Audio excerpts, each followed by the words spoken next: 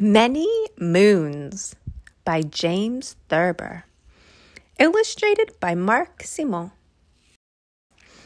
Once upon a time, in a kingdom by the sea, there lived a little princess named Lenore. She was 10 years old, going on 11. One day, Lenore fell ill of a surfeit of raspberry tarts and took her to bed. The royal physician came to see her and took her temperature and felt her pulse and made her stick out her tongue. The royal physician was worried. He sent for the king, Lenore's father, and the king came to see her. "I will get you anything your heart desires," the king said. "Is there anything your heart desires?" "Yes," said the princess. "I want the moon. If I can have the moon, I will be well again." Now the king had a great many wise men who always got for him anything he wanted. So he told his daughter that she could have the moon. Then he went to the throne room and pulled a bell cord, 3 long pulls and a short pull. And presently the Lord High Chamberlain came into the room. The Lord High Chamberlain was a large, fat man who wore thick glasses which made his eyes seem twice as big as they really were. This made the Lord High Chamberlain seem twice as wise as he really was. "I want you to get the moon," said the king. "The Princess Lenore wants the moon. If she can have the moon, she will get well again." "The moon?" exclaimed the Lord High Chamberlain, his eyes widening. This made him look 4 times as wise as he really was. "Yes, the moon," said the king. M-O-O-N, moon. Get it tonight, tomorrow at the latest. The Lord High Chamberlain wiped his forehead with a handkerchief and then blew his nose loudly. "I have got a great many things for you in my time, your majesty," he said. "It just happens that I have with me a list of the things I have got for you in my time." He pulled a long scroll of parchment out of his pocket. "Let me see now." He glanced at the list, frowning. "I have got ivory, apes, and peacocks, rubies, opals, and emeralds, black orchids, pink elephants, and blue poodles, gold bugs, scarabs, and flies in amber, hummingbirds' tongues, angels' feathers, and unicorns' horns, giants, midgets, and mermaids, frankincense, ambergris, and myrrh, troubadours, minstrels, and dancing women, a pound of butter, 2 eggs, and a sack of sugar. Sorry, my wife wrote that in there." "I don't remember any blue poodles," said the king. "It says blue poodles right here on the list, and they are checked off with a little check mark," said the Lord High Chamberlain. "So there must have been blue poodles. You just forget." "Never mind the blue poodles," said the king. "What I want now is the moon." "I have sent as far as Samarkand and Araby and Zanzibar to get things for you, your majesty," said the Lord High Chamberlain. "But the moon is out of the question. It is 35,000 miles away, and it is bigger than the room the princess lies in. Furthermore, it is made of molten copper. I cannot get the moon for you. Blue poodles, yes. The moon, no." The king flew into a rage and told the Lord High Chamberlain to leave the room and to send the royal wizard to the throne room. The royal wizard was a little thin man with a long face. He wore a high red peaked hat covered with silver stars and a long blue robe covered with golden owls. His face grew very pale when the king told him that he wanted the moon for his little daughter and that he expected the royal wizard to get it. "I have worked a great deal of magic for you in my time, your majesty," said the royal wizard. "As a matter of fact, I just happen to have in my pocket a list of the wizardries I have performed for you."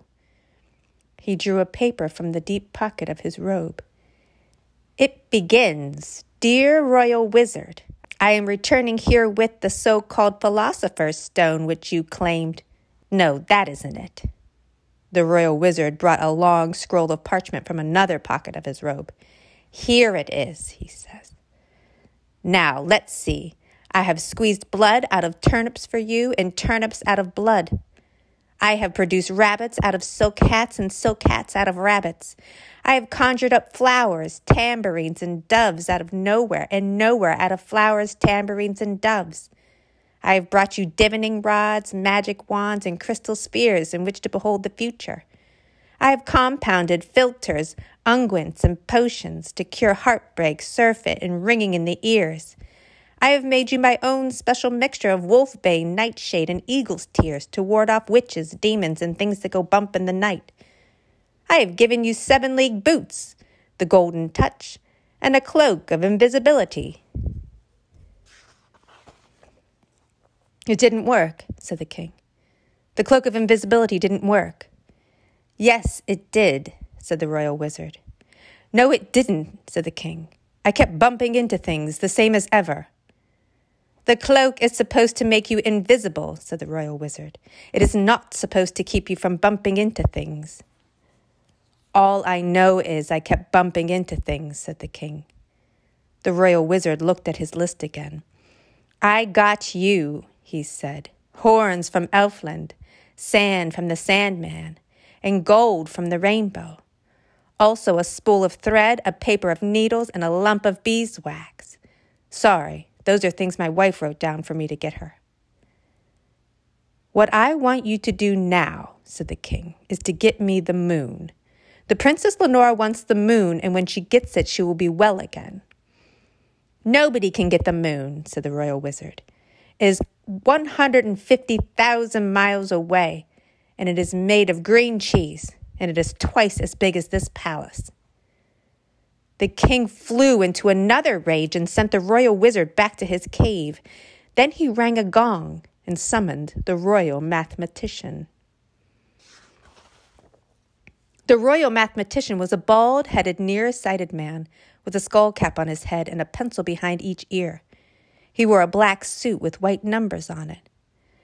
I don't want to hear a long list of all the things you've figured out for me since 1907, the king said to him.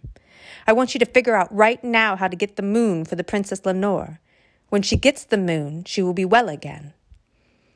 I am glad you mentioned all the things I have figured out for you since 1907, said the Royal Mathematician. It so happens that I have a list of them with me. He pulled a long scroll of parchment out of a pocket and looked at it. Now, let me see. I have figured out for you the distance between the horns of a dilemma, night and day, and A and Z. I have computed how far it is up, how long it takes to get to away, and what becomes of gone. I have discovered the length of the sea serpent, the price of the priceless, and the square of the hippopotamus. I know where you are when you are at 6s and 7s, how much is you have to make an R, and how many birds you can catch with the salt in the ocean. 187,796,132, if it would interest you to know. There aren't that many birds, said the king. I didn't say there were, said the Royal Mathematician. I said if there were. I don't want to hear about 700 million imaginary birds, said the king. I want you to get the moon for the Princess Lenore. The moon is 300,000 miles away, said the Royal Mathematician. It is round and flat like a coin, only it is made of asbestos, and it is half the size of the kingdom. Furthermore, it is pasted on the sky. Nobody can get the moon. The king flew into still another rage and sent the Royal Mathematician away. Then he rang for the court jester. The jester came bounding into the throne room in his motley and his cap and bells and sat at the foot of the throne. What can I do for you, your majesty? Asked the court jester. Nobody can do anything for me, said the king mournfully. The Princess Lenore wants the moon, and she cannot be well till she gets it, but nobody can get it for her. Every time I ask anybody for the moon, it gets larger and farther away. There is nothing you could do for me except play on your lute. Something sad.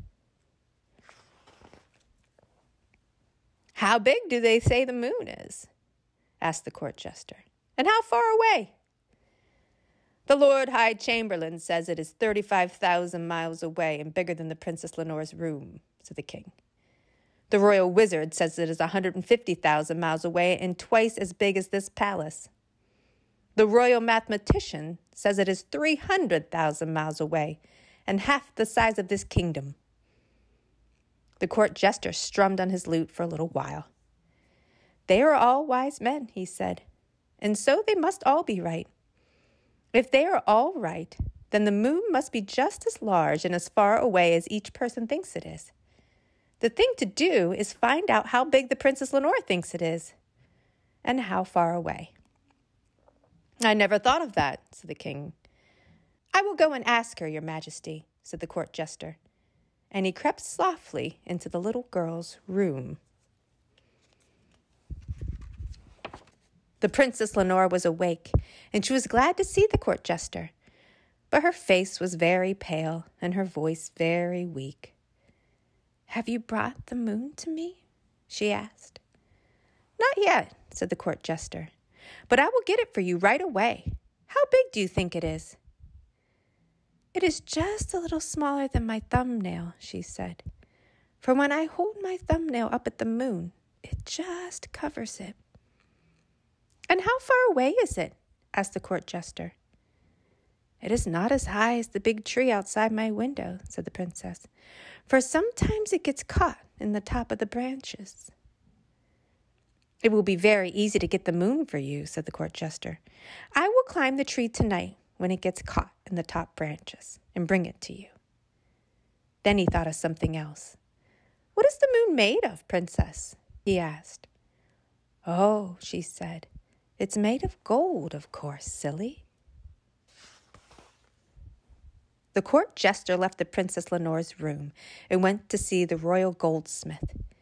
He had the royal goldsmith make a tiny round golden moon just a little smaller than the thumbnail of the Princess Lenore. Then he had him string it on a gold chain so the princess could wear it around her neck.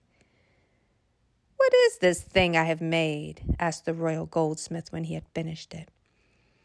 You have made the moon, said the court jester. That is the moon. But the moon, said the royal goldsmith, is 500,000 miles away and is made of bronze and is round like a marble. That's what you think, said the court jester as he went away with the moon. The court jester took the moon to the Princess Lenore, and she was overjoyed. The next day she was well again and could get up and go out in the gardens to play. But the king's worries were not yet over.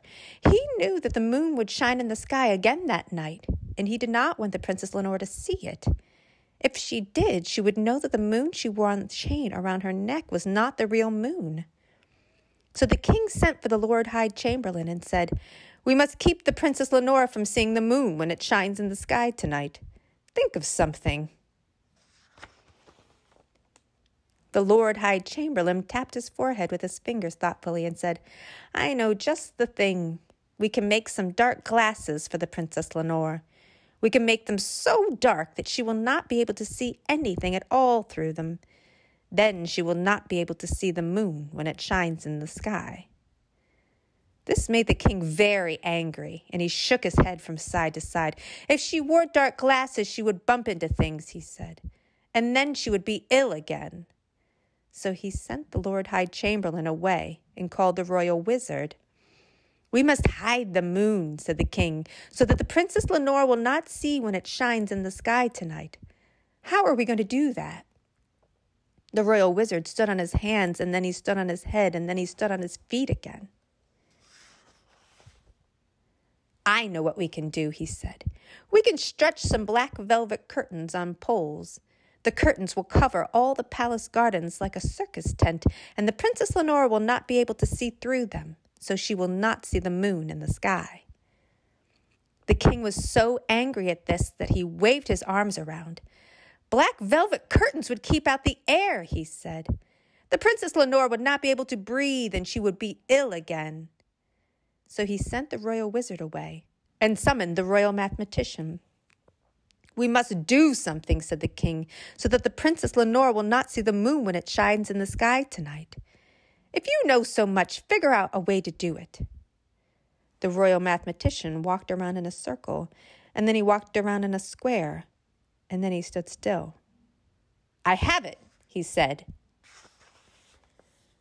"We can set off fireworks in the gardens every night. We will make a lot of silver fountains and golden cascades, and when they go off, they will fill the sky with so many sparks that it will be as light as day, and the Princess Lenore will not be able to see the moon."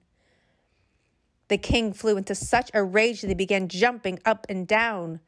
"Fireworks would keep the Princess Lenore awake," he said. "She would not get any sleep at all, and she would be ill again." So the king sent the Royal Mathematician away.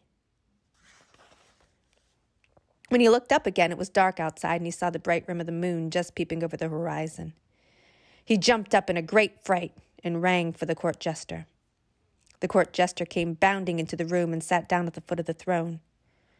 "What can I do for you, your majesty?" he asked. "Nobody can do anything for me," said the king mournfully. "The moon is coming up again. It will shine into the Princess Lenore's bedroom, and she will know it is still in the sky and that she does not wear it on a golden chain around her neck.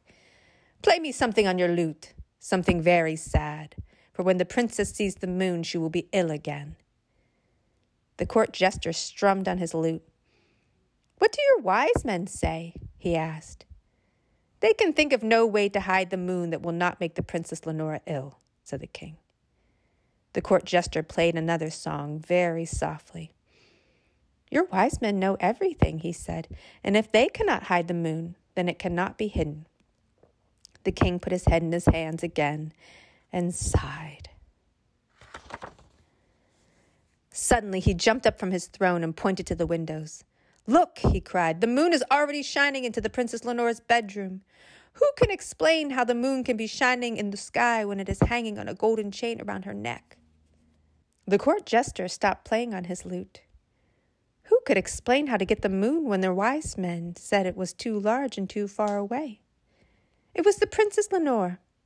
Therefore, the Princess Lenore is wiser than your wise men and knows more about the moon than they do. So I will ask her. And before the king could stop him, the court jester slipped quietly out of the throne room and up the wide marble staircase to the Princess Lenore's bedroom. The princess was lying in bed, but she was wide awake, and she was looking out the window at the moon shining in the sky. Shining in her hand was the moon the court jester had got for her. He looked very sad, and there seemed to be tears in his eyes. "Tell me, Princess Lenore," he said mournfully, "how can the moon be shining in the sky when it is hanging on a golden chain around your neck?" The princess looked at him and laughed. "That is easy, silly," she said. "When I lose a tooth, a new one grows in its place, doesn't it?" "Of course," said the court jester. "And when the unicorn loses his horn in the forest, a new one grows in the middle of his forehead." "That is right," said the princess. "And when the royal gardener cuts the flowers in the garden, other flowers come to take their place." "I should have thought of that," said the court jester, "for it is the same way with the daylight." "And it is the same way with the moon," said the Princess Lenore. "I guess it is the same way with everything." Her voice became very low and faded away, and the court jester saw that she was asleep. Gently he tucked the covers in around the sleeping princess. But before he left the room, he went over to the window and winked at the moon, for it seemed to the court jester that the moon had winked at him.